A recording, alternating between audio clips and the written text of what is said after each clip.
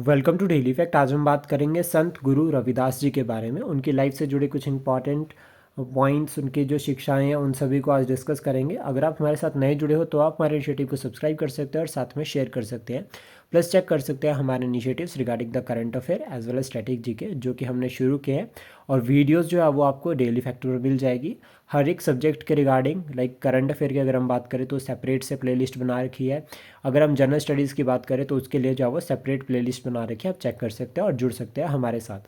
तो रिसेंटली अगर हम बात करें तो 648th बर्थ एनिवर्सरी जो है वो सेलिब्रेट की गई नेशन वाइड, और प्राइम मिनिस्टर ने जो है वो ये ट्रिब्यूट पे किया है। और जनरली इस बार अगर हम बात करें तो माघ मंथ की जो पूर्णिमा होती है, और जो कि इस बार 12 फरवरी को ही, उस दिन जो है बर्थ एनिवर्सरी जो है वो, या अगर हम बात करें बर्थडे जो है वो ऑब्जर्व किया जाता है, सेलिब्रेट किया जाता है गुरु रविदास जी का।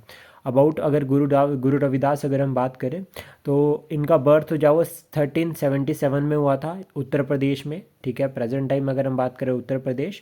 और ये भक्ति मूवमेंट के संत, पोइट और सोशल रिफॉर्मर है। इनको जो है वो रायदास या रोहिदास या फिर रूहीदास के नाम से भी जाना जाता है। और ये जो है वो मार्जिनलाइज कम्युनिटी से बिलोंग करते थे और एम्फसाइज किया ह्यूमन राइट्स की तरफ, इक्वालिटी और स्पिरिचुअल अनलाइटमेंट, यानी कि स्पिरिचुअल एनलाइटमेंट की तरफ, इक्वालिटी की तरफ जो इन्होंने फोकस किया। इनके जो पोएम्स हैं या फिर अगर हम बात करें जो इनके थॉट्स हैं वो गुरु ग्रंथ साहिब जी में मैंशनड है।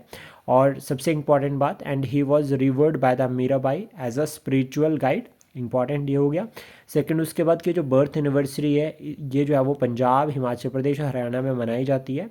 और दोआबा रीजन जो पंजाब का है, ठीक है, वहाँ पर जो है वो रविदासा दलित कम्युनिटी जो स्पेशली जो है वो यहाँ पर जो है वो एक इवेंट ऑर्गेनाइज करती है।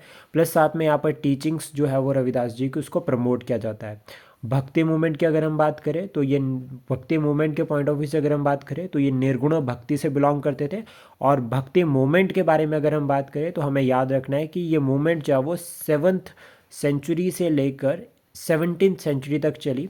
और इसमें स्पिरिचुअल और सोशल रिफॉर्म मूवमेंट या स्पिरिचुअल और सोशल अवेकनिंग, प्लस साथ में एम्फोसाइज किया गया भक्ति, जिसमें ये कहा गया devotion to a personal god, reject किया गया रिचुअल्स को, और कास्ट हायरार्कीज यानी कि जो कास्टिज्म था उसको भी कंडेम्ड किया, इक्वालिटी के कंसेप्ट को प्रमोट किया, वन गॉड के कंसेप्ट को जो है यहाँ पे प्रमोट किया। और फिर भक्ति मूवमेंट में अगर हम बात करें जो है वो डिफरेंट विंग्स आते हैं, तो उसमें हिंदुज़म, सिखिज़म और सूफीज़म, ये 3 इंपॉर्टेंट विंग्स हैं जिसके थ्रू जो है वो पूरे भारतवर्ष में जो है भक्ति मूवमेंट जो है प्रमोट हुई। अगर हम भक्ति मूवमेंट के इंपॉर्टेंट संस की बात करें तो कबीर, गुरु नानक देव जी और मीराबाई, ये नॉर्थ इंडिया में काफ़ी फेमस हुए। और अलवार्स, नैनार्स, रामानुजा और बसवा, ये हो गए साउथ इंडिया में। आई होप जितना भी कंटेंट हमने डिस्कस किया है ये आपको एग्जाम के लिए हेल्प करेगा। Thank you, please support, share and subscribe daily fact.